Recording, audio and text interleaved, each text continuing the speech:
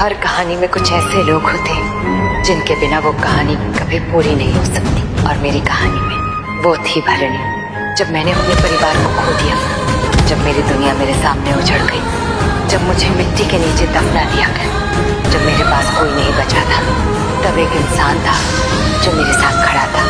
भरणी ना वो मेरी बहन थी, ना मेरा खून, लेकिन कई रिश्ते खून से नहीं दिल से बनते, और भरणी मेरे लिए वही रिश्ता थी। मैंने उसे पहली बार नागलोक में देखा था।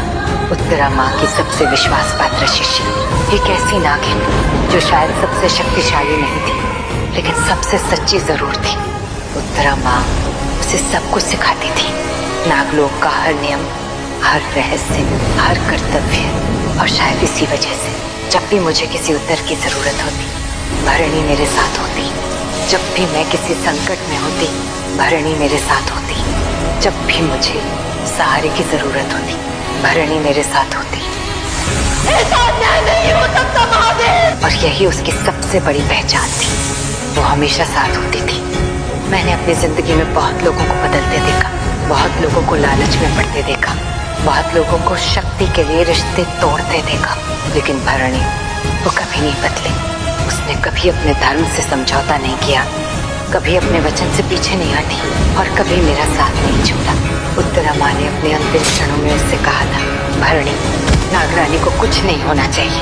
और शायद उसी दिन उसने अपना पूरा जीवन उसे एक वचन को समर्पित कर दिया। मैंने उसे अपने लिए लड़ते देखा। नगीना नहीं, नागिन। वो जिंदा है, वो लौटेगी और महाकाल की तरह तेरा काल बनकर आएगी। अपने लिए खतरे उठाते देखा, अपने लिए गलत समझे जाते देखा, लेकिन मैंने उसे कभी शिकायत करते नहीं देखा। कई बार मैंने भी उसे गलत समझा, कई बार मुझे लगा कि शायद वो गलत है, लेकिन हर बार सच मेरे सामने झुक गया, क्योंकि भरणी का इरादा कभी गलत था ही नहीं। वो हमेशा मेरी रक्षा कर रही थी, यहाँ तक कि जब उसे आर्यमान का रूप धारण करना पड़ा, जब उसे ऐसे फैसले लेने पड़े जिनकी वजह से लोग उससे नफरत करने लगे, तब भी उसने अपने बारे में नहीं सोचा, उसने सिर्फ मेरे बारे में सोचा। और शायद यही सच्ची निष्ठा होती है, अपने सम्मान से ज्यादा दूसरे की सुरक्षा को महत्व देना। लेकिन भरणी सिर्फ एक रक्षक नहीं थी, उसका भी एक दिल था, उसकी भी अपनी खुशियां थी, उसकी भी अपनी कहानी थी, और उस कहानी का नाम था प्रथम।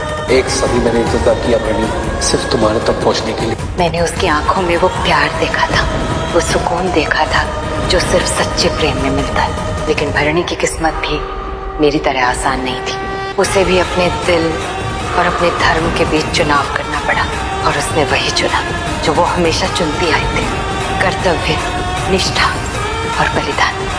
फिर वो दिन आया जिस दिन मुझे समझ आया कि मैं भरणी के लिए क्या थी, क्योंकि उस दिन उसने अपनी जान दे दी मेरे लिए, मेरी लड़ाई के लिए, मेरे भविष्य के लिए। उस पल मैंने सिर्फ अपनी साथी नहीं खोई थी, मैंने अपनी बहन खो दी थी, मैंने अपना परिवार खो दिया था, लेकिन मरने के बाद भी भरणी नहीं बदली। उसके अंतिम शब्द, कोई भूल चूक हुई हो तो माफ कर देना। वो अपने बारे में नहीं सोच रही थी, वो मेरे बारे में सोच रही थी। और शायद यही वजह है कि आज भी जब लोग मेरी कहानी याद करते हैं, तो मुझे उम्मीद है कि वो भरणी को भी याद करेंगे, क्योंकि मेरी जीत में जितना हिस्सा मेरा था, उतना ही उसका भी था। अगर मैंने अपना धर्म निभाया तो उसने अपनी निष्ठा निभाई, अगर मैंने युद्ध लड़ा तो उसने हर युद्ध में मेरा साथ दिया। अगर मैं नागरानी थी तो वो मेरी सबसे बड़ी शक्ति थी। मैं अनंता हूँ, और अगर कोई मुझसे पूछे कि भरणी कौन थी, तो मैं सिर्फ इतना कहूंगी, जब पूरी दुनिया बदल रही थी, तब एक इंसान था जिसने कभी मेरा साथ नहीं छोड़ा, और उसका नाम था भरणी